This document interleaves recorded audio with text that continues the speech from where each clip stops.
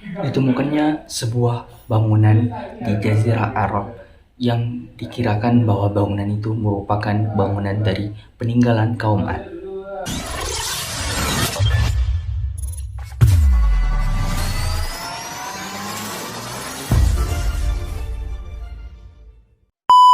Assalamualaikum warahmatullahi wabarakatuh. Kembali lagi bersama aku di channel Daily Motivasi. Teman-teman sekalian, kaum Ad, siapa sih yang tidak tahu akan cerita kaum Ad? Kaum Ad merupakan kaum dari Nabi Hud. Sebagaimana ayat Al-Quran menjelaskan, wa ila adin akhahum hudah qala ya qaumi abdullah ma lakum min ilahin ghairuh afala tattaqun. Yang artinya, wa ila ahadin akhahum huda, dan kepada kaum Ad diutuslah saudaranya sendiri yaitu Hud. Qala ya qaumi abdullah ma lakum min ilahin ghairuh, dan Hud mengatakan, wahai kaumku, janganlah kalian menyembah selain Allah, maka sembahlah Allah. Afala tattaqun, apa yang membuatmu tidak bertakwa? Bahkan dalam tafsir Kementerian Saudi Arabia mengatakan seperti ini, wa ila ahadin akhahum huda, ditafsirkan bahwa dan kepada kaum Ad diutus Hud, dan Nabi Hud mengatakan, qala ya qaumi abdullah ma lakum min ilahin ghairuh, wahai kaumku, mengapa engkau tidak menyembah Allah? Maka sesungguhnya tidak ada yang layak disembah selain Allah, maka ikhlaskanlah hati kalian untuk menyembah Allah agar kalian tidak terkena azabnya. Menurut tafsir oleh Imam Besar Masjidil Haram mengatakan bahwa afala tattaqun ini merupakan menjalankan perintah Allah dan menjauhi larangannya agar tidak murka Allah. Teman-teman sekalian, kaum Ad terkenal dengan kekayaan dan bangunan-bangunan yang tinggi. Iram dzatil imad, dan kaum Ad Iram dzatil imad, di negeri Iram dibangunlah bangunan-bangunan yang tinggi. Teman-teman sekalian, tapi semuanya ini menyebab mereka durhaka kepada Allah, durhaka kepada apa yang telah diutus kepadanya, yaitu Nabi Hud. Mereka mengingkari Nabi Hud, mengatakan bahwa Nabi Hud adalah orang yang gila. Teman-teman sekalian, kaum Ad memiliki bangunan-bangunan yang tinggi. Oke, bangunan-bangunan yang tinggi ini banyak yang tidak mempercayainya. Jadi arkeolog Amerika Serikat ingin membuktikan apakah benar bahwa kaum Ad ini benar terjadi atau hanya bohong belaka, karena mereka tidak percaya akan ayat Quran itu. Jadi mereka membuktikannya. Jadi teman-teman, para peneliti dari Amerika membuktikannya dengan mengirimkan satelit, melihat, menyusuri Arab dengan satelit. Tadi pada waktu itu ditemukan dua jalur sungai dari barat ke timur, dari selatan ke utara. Orang itu kebingungan. Mengapa kebingungan?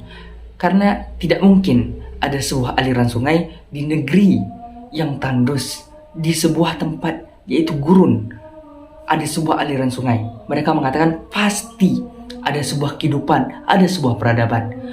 Karena penasaran, mereka pun melakukan lagi penelitian, dan melakukan penelitian ini menggunakan teknologi yang canggih. Sebagaimana mereka menjumpai sebuah bangunan yang tempat tadi itu di sebuah daerah di Arab, di Saudi Arabia, di Jazirah Arab yang tepatnya. Di Jazirah Arab ditemukan sebuah aliran sungai dan sebuah bangunan, yang bangunan ini tidak mungkin ditemukan dan dibuat oleh zaman ini karena sangat beda sekali. Dan di Al-Quran juga dikatakan bahwa bangunan-bangunan tidak ada negeri-negeri lain. Jadi teman-teman sekalian, di bangunan itu terdapat 8 sisi dan tiang-tiang yang tegak. Sebagaimana ayat tadi, Iram dzatil imad, yang berarti Iram itu negerinya, til imad, bangunan-bangunan yang tinggi. bangunan-bangunan yang tinggi yang dibuat oleh kaum Ad, dan bangunan ini tidak ada di negeri lain. Percayalah arkeolog Amerika tadi, sejarawan Amerika tadi, akan kebenaran Al-Quran tadi.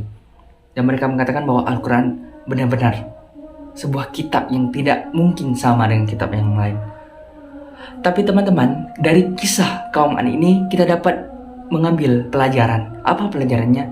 Kaum Ad adalah kaum yang kaya, kaum yang punya teknologi, tapi semua binasa. Akibat apa? Mereka tidak taat kepada aturan Allah, mereka tidak taat kepada Rasulnya. Sebagaimana mereka wa'asu rusulah wattaba'u amra kulla jabbarin anid. Mereka mengingkari Rasul. Wattaba'u amra kulla jabbarin anid. Mereka mengikuti pemimpin-pemimpin yang bertindak sewenangnya. Oleh karena itu mereka meminta, datangkanlah sebuah bencana, sebuah azab kalau engkau orang yang benar, mengatakan kepada Nabi Hud. Dan Allah murka. Apa yang terjadi kepada mereka? Dalam surah Al-Haqq ayat 7, sakharaha 'alaihim sab'a layali wa thamaniyata ayyamin husuma fataral qauma fiha sur'an ka'annahum a'jaz nakhlin khawiyah. Apa artinya? Sakharaha 'alaihim, dikasih kepada mereka angin yang lembut tapi mematikan. Sakhara 'alaihim sab'a layali wa thamaniyata ayyamin husuma. 7 hari, 7 malam, 8 hari dikasih kepada mereka tanpa henti. Dan tahukah kalian bahwa semua mereka itu menjadi seperti apa? Seperti a'jaz nakhlin khawiyah, seperti pohon kurma yang lapuk, seperti abu gitu. Fahal tarwalahum min baqiyah, apakah engkau ada melihat dari mereka yang masih hidup? Itulah azab dari Allah, sangat mengerikan. Padahal mereka mempunyai teknologi. Ini sama teman-teman seperti Fir'aun. Fir'aun merupakan orang yang paling kaya, sama juga seperti Qarun yang tenggelam akan hartanya sendiri. Jadi teman-teman, marilah, semua itu hanya di dunia.